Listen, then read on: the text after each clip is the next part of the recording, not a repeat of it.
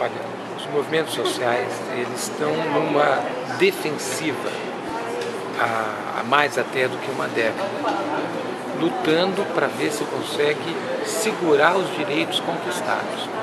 Então, o que eu acho que é importante é entender o que está por trás desta ofensiva avassaladora do capital, para daí tirar as exigências, as tarefas, né, dos movimentos sociais para poder conter esta ofensiva e articular uma contraofensiva operária.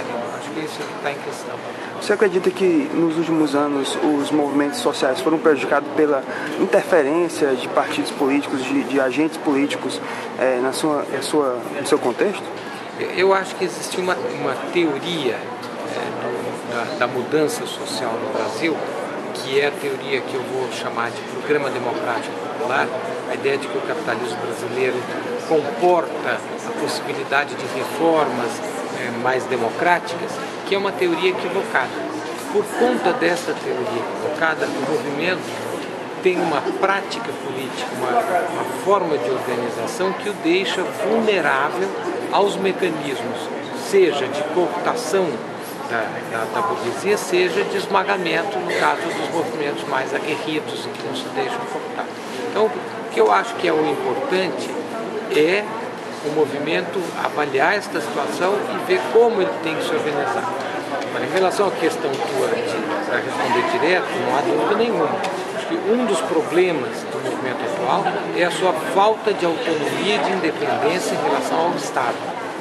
Então, os movimentos que ficam atrelados ao Estado, eles têm ganhos corporativos minúsculos e têm uma perda de consistência, de força política maiúscula. Esse cenário se acentuou, sem dúvida, com a chegada do PT ao governo, porque sempre foi um partido muito ligado aos movimentos sociais. Independente de qual partido chegue ao governo, essa independência dos movimentos é importante? Sem dúvida nenhuma. A condição número 1 do movimento poder fazer o seu papel de luta social é ele ser independente.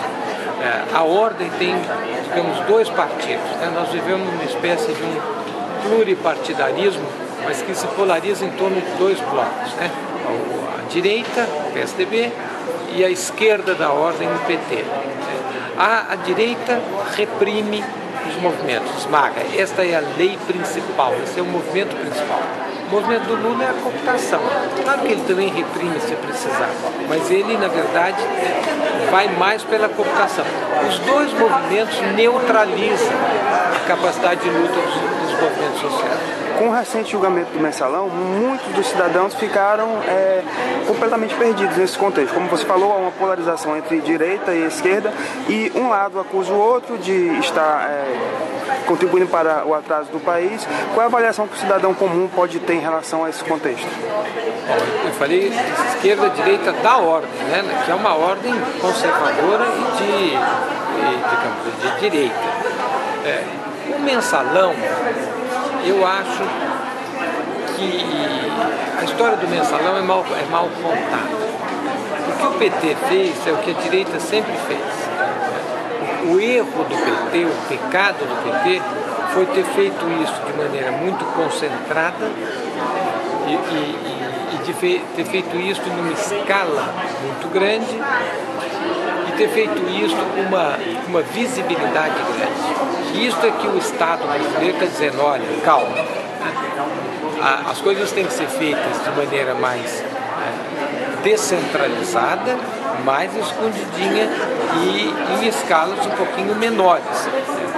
É isto, no fundo, o recado que o Estado brasileiro, pela mão suprema, está dando ao PT e à classe política como um todo.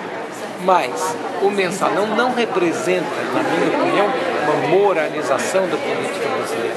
A moralização da política brasileira passaria, em primeiro lugar, pelo financiamento público de campanha, que isso não está nem sendo discutido.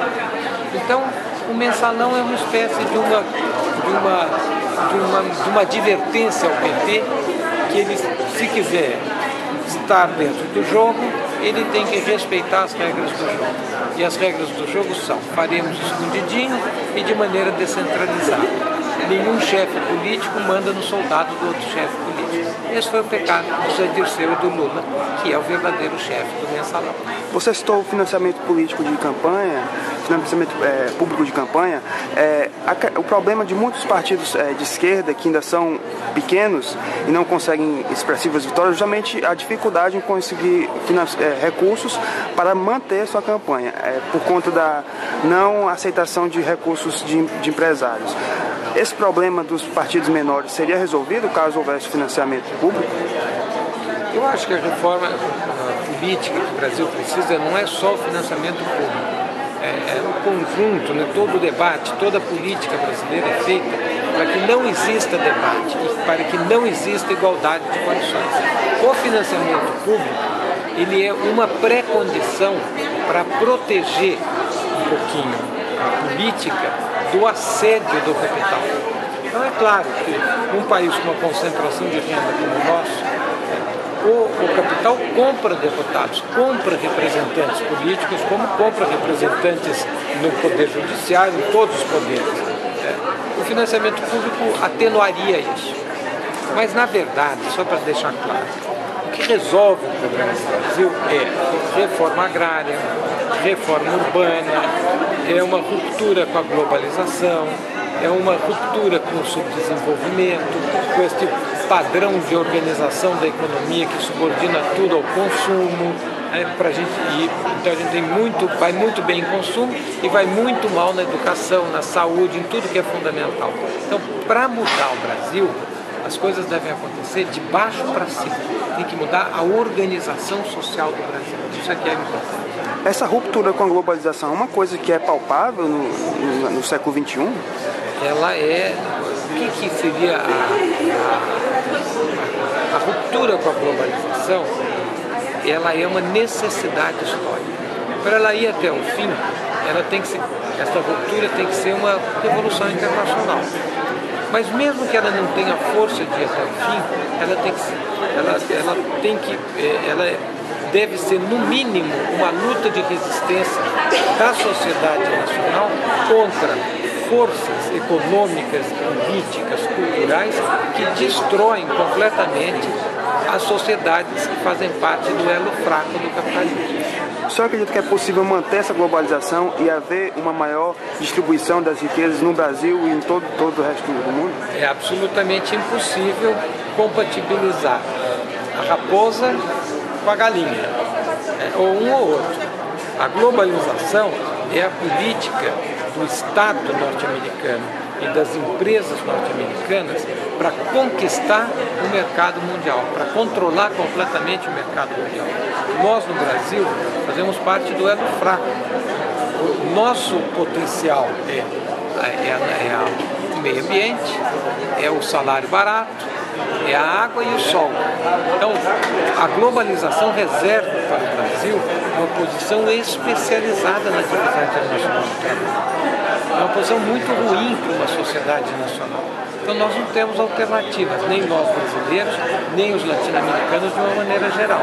Então, romper com a ordem global é uma necessidade histórica dos povos da periferia. Essa ruptura não traria um atraso de desenvolvimento para o país?